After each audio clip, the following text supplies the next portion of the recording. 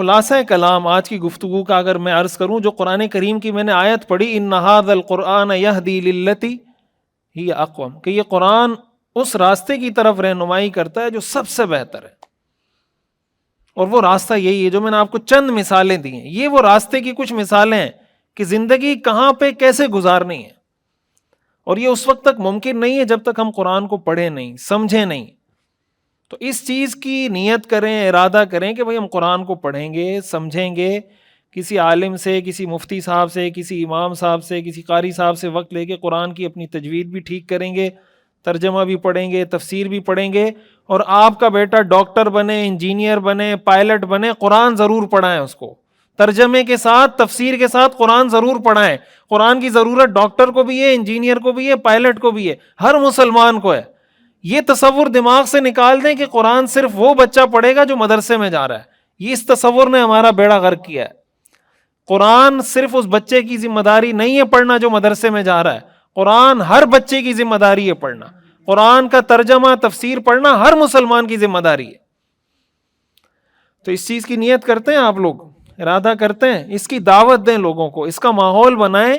یہ تصور ختم ہونا چاہیے کہ قرآن پڑھنا مولویوں کا، مدرسے میں پڑھنے والوں کا کام ہے. قرآن ہر مسلمان کا کام. قرآن کی دعوت سب کے لیے، ہر انسان کے لیے، مسلمان نہیں، ہر انسان کے لیے قرآن کی دعوت. تو کم از کم مسلمان کے لیے تو ہے. گھر میں عورتیں ہیں وہ قرآن کو پڑھیں، مرد ہیں وہ قرآن کو پڑھیں. آپ کا مدرسے میں جانے والا بچہ اگر قرآن اٹھا کے پڑھتا ہے، آپ بھی تھوڑی دیر کے لیے قرآن اٹھا کے پڑھیں، تاکہ اس کو پتہ چلے کہ یہ کوئی اہم کام ہے. ایسا نہیں کہ میرے ذمہ کوئی کام ڈال دیا ہے، میں نے ان سب کی بخشش کروانی ہے اور بس انہوں نے قرآن کو ہاتھ نہیں لگانا. اکثر لوگوں نے قرآن اس چکر میں چھوڑا ہوا ہے کہ بس 10 لوگ جنت میں لے کے جائے گا حافظ، تو بس ایک کو حافظ بنا دیا. تو ٹوٹل پاکستان میں کتنے حافظ ہوں گے؟ میرے خیال سے کوئی 20 لاکھ ہوں گے، 30 لاکھ ہوں گے، کتنے ہوں گے؟ اس سے زیادہ تو نہیں ہوں گے شاید. 20-30 لاکھ حافظ اگر ہوں، 25 کروڑ کی آبادی کو کیسے جنت میں لے کے جائیں گے سارے؟ کیسے لے کے جائیں گے 25 کروڑ کی ہم؟ اور کیا پتا وہ حافظ صاحب خود بھی جنت میں جائے گا یا نہیں جائے گا، کوئی گارنٹی تھوڑی ہے اس کے پاس. اس کا تعلق اس سے کہ وہ قرآن پر عمل بھی کرتا ہے یا نہیں کرتا. اگر وہ خود عمل نہیں کر رہا، اس کا خود پتہ نہیں ہے. اگر ایسی کوئی گارنٹی ہوتی پھر تو کوئی ٹینشن ہی نہیں ہے، حفظ کرو بس مزے کرو. پھر تو جتنے حافظ ہیں ان کو تو کوئی کام کرنے کی ضرورت ہی نہیں ہے، نہ نماز کی، نہ روزے، کچھ ضرورت نہیں ہے، بس حافظ بن گئے. تو جب اس حافظ صاحب کو خود نماز پڑھنا اس پہ فرض ہے، جب اس حافظ صاحب پر خود قرآن پہ عمل کرنا فرض ہے، اگر وہ خود قرآن پہ عمل نہیں کرے تو وہ جنت میں نہیں جا سکتا، تو 10 اوروں کو کیسے لے کے جائے گا؟ یا تو یہ تصور ہوتا نا کہ حفظ کر لیا، آپ کو جنت کا سرٹیفکیٹ مل گیا، یہ پکڑیں بھائی آپ جنتی ہیں، اور 10 لوگوں کا ٹکٹ بھی ساتھ لے لیں. ایسا ہے؟ ایسا نہیں ہے.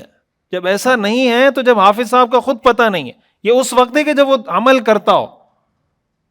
حملۃ القرآن کے الفاظ ہیں حدیث کے اندر کہ قرآن کا حامل ہو.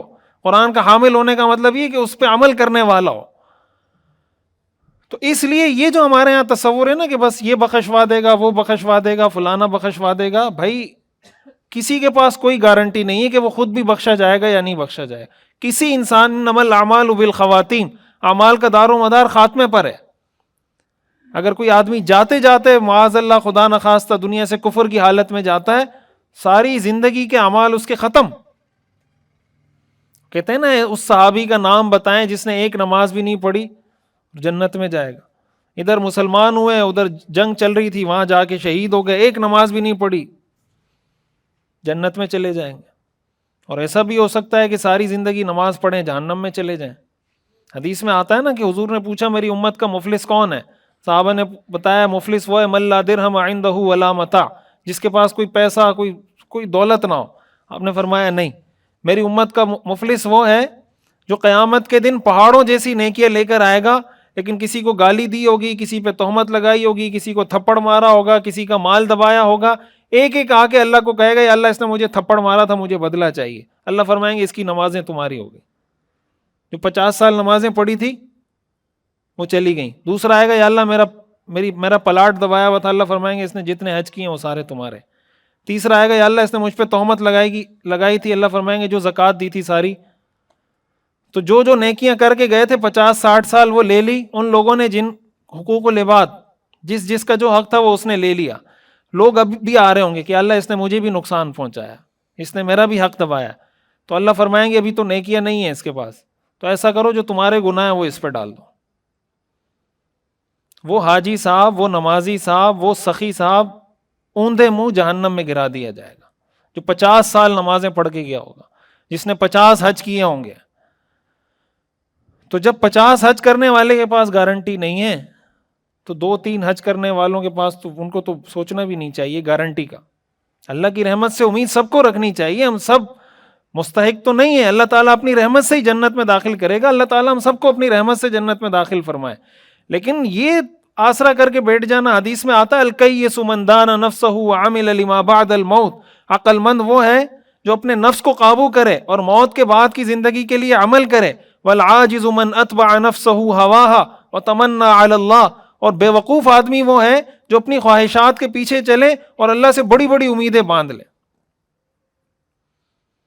تو ہم نے یہ کوشش کرنی ہے کہ اسلام کو ایز اے سسٹم ہم نے اڈاپٹ کرنا ہے، اس کو لینا ہے، اس کو ایکسیپٹ کرنا ہے، اس کو اپنی زندگی کا حصہ بنانا ہے. تو ارادہ کرتے ہیں سب. آخر دعوانا الحمدللہ رب العالمین.